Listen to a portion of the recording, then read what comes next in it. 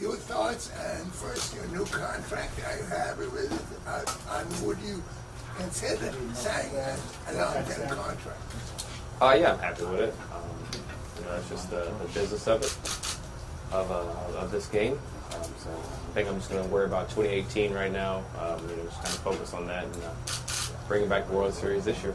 How do you hope to improve after your last year? What things do you think you can do better? There's a lot I can do better. Obviously, being more consistent at the plate.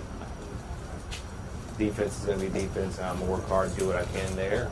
But right now, trying to focus on being consistent and being productive at the plate. Did you personally attend the area? Yes, I said it. What was your kind of impression of the whole process? What did you sort of think of the Red Sox after that? It was just seeing that side of it is pretty interesting. I like those type of things. Kind of see how people debate. There was no hard feelings, nothing wrong. I love these guys. Nothing changed. Just going to continue to go out and play and have my same relationship that I always have. Within the hearing, was it like contentious in terms of talking about you, or was it just for the presenting facts?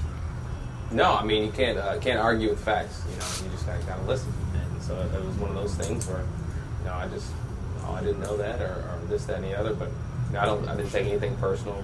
Nothing was said personal. It was all just a debate that both sides said facts.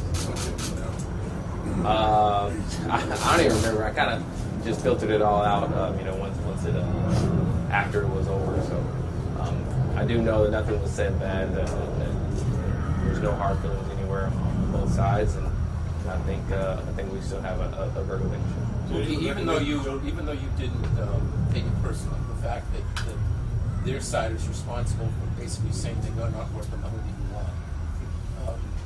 Were there any moments where you at least raised your eyebrows and said, "Oh, well, it's educational"? No,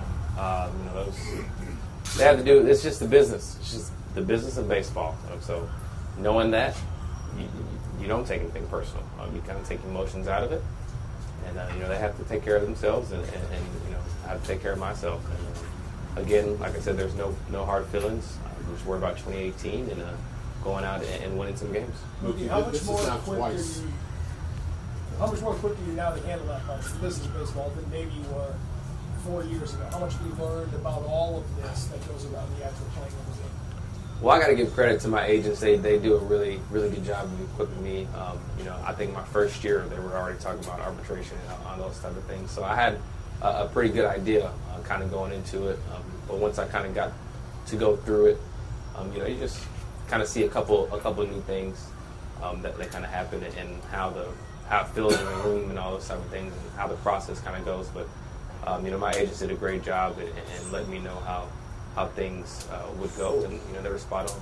Did they recommend you be there or not be there? No, there was no questions. You have to go in and sit in something like that, especially for me. And I think it's kind of impersonable if you don't know. Mookie, this is twice in the last 12 months that the two sides weren't able to reach agreement. Last spring when they renewed you, and here where you ended up going to a hearing.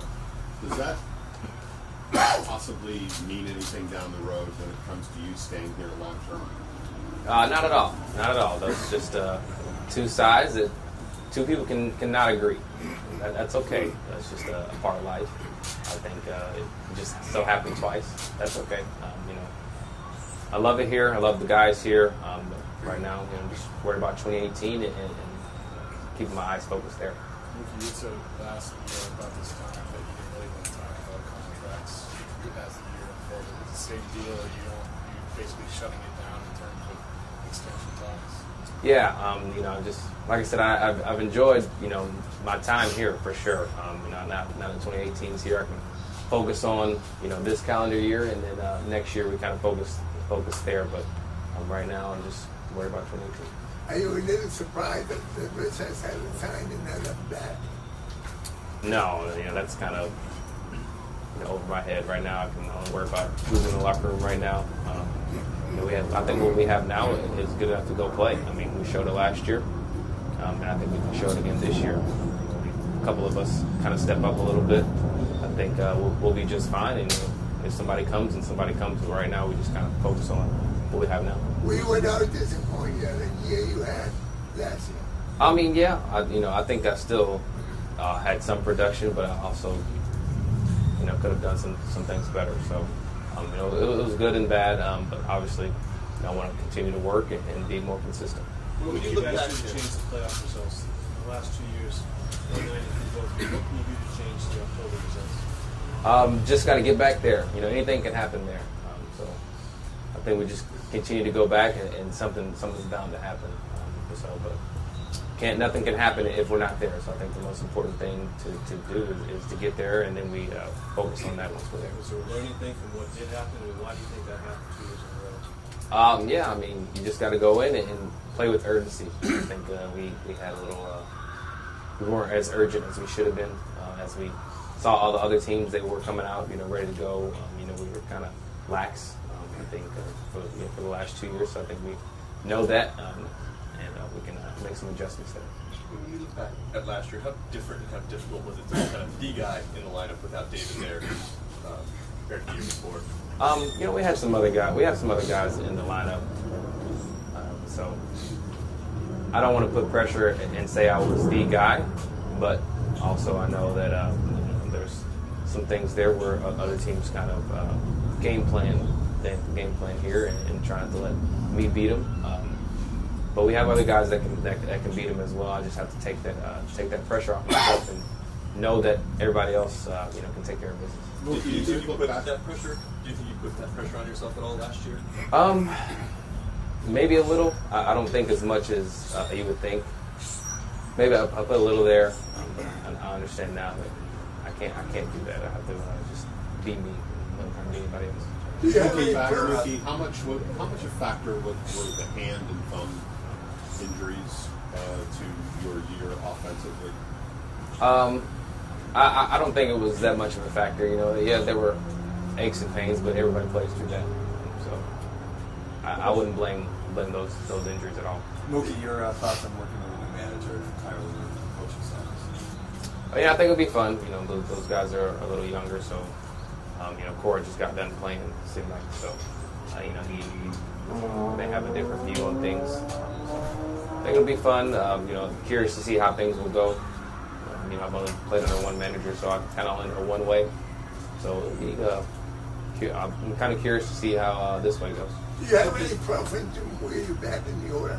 Nope. As long as I'm in there, that's all that matters. Mookie, the Sox have had some very demonstrative players over the years, like obviously David, Pedro, Oman, guys like that. And they've had star players that were very low-key, like Yastrzemski and Dwight Evans. And you're sort of somewhere in the middle. Do you ever see yourself sort of ascending and becoming more of a presence in the team, the locker room, in the city, and so forth? Maybe one day. I just kind of want to be me. However the future goes, it goes. But right now, I just want to be me and be somebody that smiles and brings joy to the locker room and to the field, kind of everywhere. So that I don't want to try and be something that I'm not. I can only be myself. Could you talk about your off-season following a 300 game, and how do you stay out of the gutter while bowling? That was fun. I was probably more nervous there than anything, baseball-wise for sure. So you just got to keep it in the middle of the lane to not throw it in the gutter. But there's even the professionals do that too. The 12th frame. Were you nervous at all?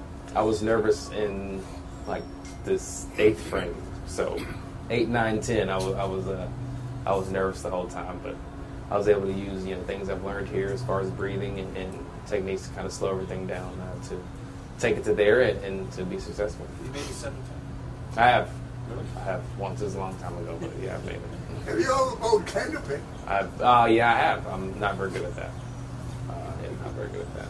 Look, you're a sports fan, and back home there's a notion that this team doesn't generate the buzz that maybe a division-winning 92-win team would ordinarily. The Celtics maybe are more popular than you guys now. Is there anything you guys can do about that in terms of getting the fans back on your side and generating the buzz and attention? I didn't know that, but those are the type of things we can't really do a whole lot to control. go out and win 95 games. There's nothing we can do about it if the fans are buzzing or not. But we're in the playoffs and taking care of business. So I think that's kind of all we worry about. Were you surprised when they made the change for the manager? Yes. I wasn't really ready. I know there were some talks going on, but you hear talks and whatnot, and those type of things don't happen. So you never want to see something like that, especially hit so close to home. And I've only played under one guy, so but that's just part of the game. That's just the business, and we'll see how it goes. It's unusual, team wins the division 2 years in order to change the manager. What do you think what can a new manager do to make a difference, maybe to get that team further? I'm not sure. I've never been on that side of the game as far as coaching and whatnot. So I'm not sure what he can do, but he got the job. I see that he obviously has an idea of what to do, and we'll see if his plans work. What were your interactions with Alex like during the offseason? We talked on the phone, we text, and he just sent little things saying, we need you to do this, need you to do that. I want you to just be yourself, just go play the game, have fun, and pretty much just all positive things. And when you get something like that, you feel it makes you feel good about yourself, and knowing that your manager, your kind of your leader of the team believes in you and knows that what you can do can help the team win. For the team that was a successful team, did you feel like you guys in general had fun last year? Could you have had more fun? Enjoy it more? Yeah, we could have had more fun. I think we still enjoyed it, but we could have had more fun. I think through the rough times, I think those are the times when we could have had a little more fun instead of being down so much. So we had a rough patch this year. I feel like maybe we learned from last year. We can continue to enjoy the game, and maybe we can get out of it faster. Should we expect the outfield dance after the wins? We haven't come and talked about it just yet. I'm sure we'll talk about it here soon.